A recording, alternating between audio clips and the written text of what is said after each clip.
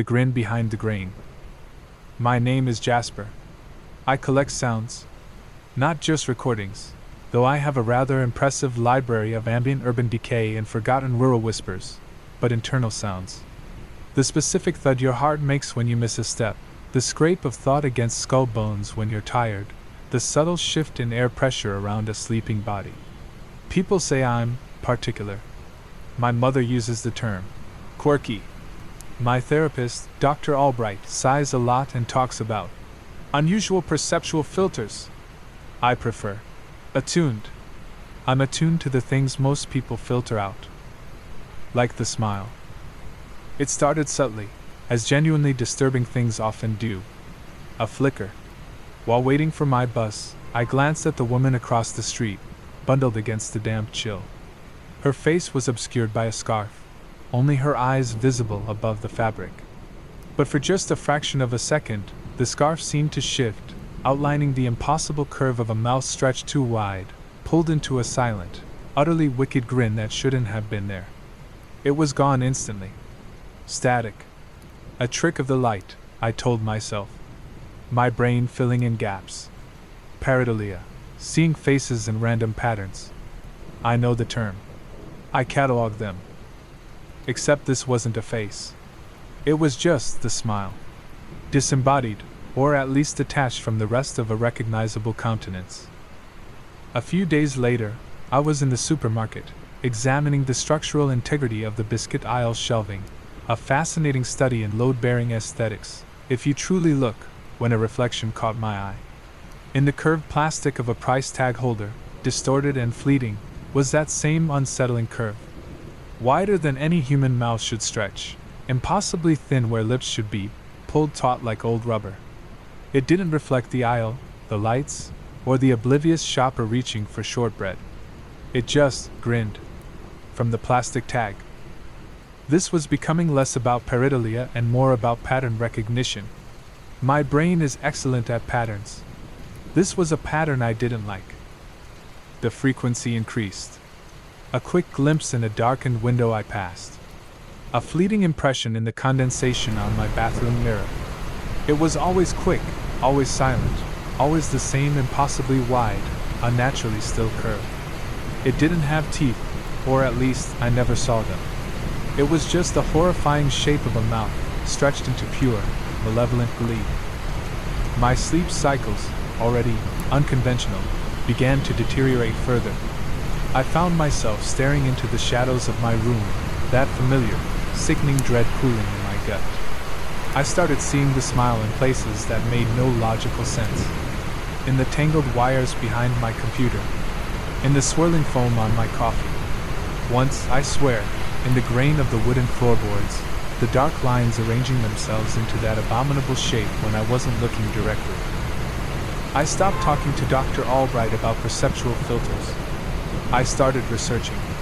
Not psychology, not optics. I delved into folklore. Lesser demons. Glimpses of entities unbound by physical form. Things that attach themselves to places, or people, or ideas. Things that exist in the periphery, feeding on what? Attention? Fear? The atmosphere in my apartment became thick, curdled. Shadows felt deeper, colder. The air was still, but heavy, like waiting for something to drop. I started keeping the lights on, all of them.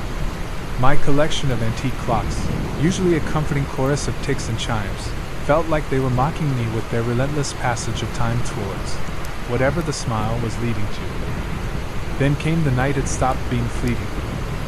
I was cataloging the sounds of my own home, the groan of expansion joints, the hum of the refrigerator, the distant wail of a siren blending with the closer, softer sound of settling dust motes in the air.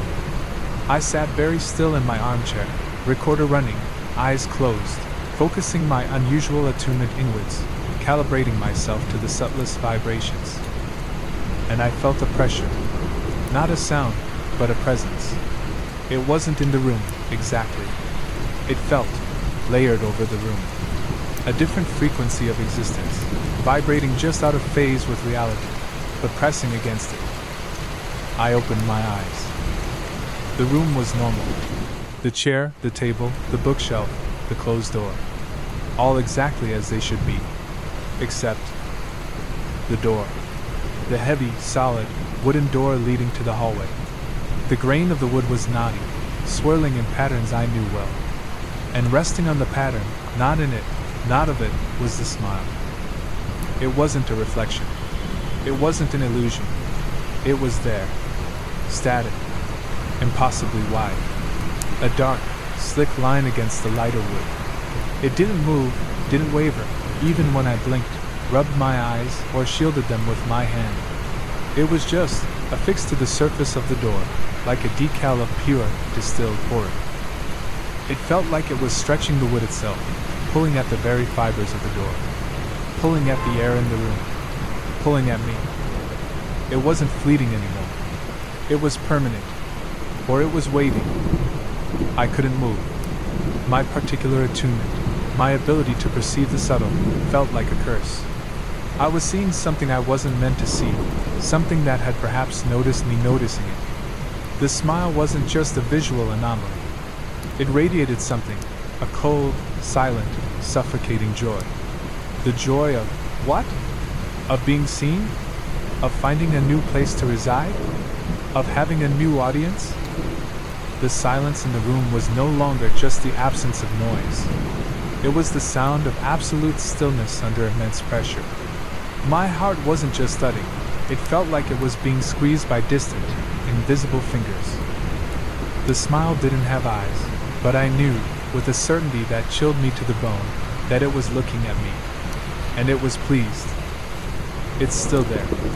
Outside my field of vision, I can feel its presence, like a cold spot in the air, like a weight on my shoulders. I haven't looked at the door directly in hours, maybe days. I keep the lights on constantly. I try to focus on the sounds, the vibrations, the real things in the room. But my attention keeps snagging. It keeps drifting towards the periphery. Because every so often, when I glance at the wall, or the edge of my desk, or my own reflection in the dark glass of my computer screen, I see it again. Not just on the door now. Spreading. Finding new surfaces, new angles, new places to stretch that impossibly wide, eternally silent, wicked grin.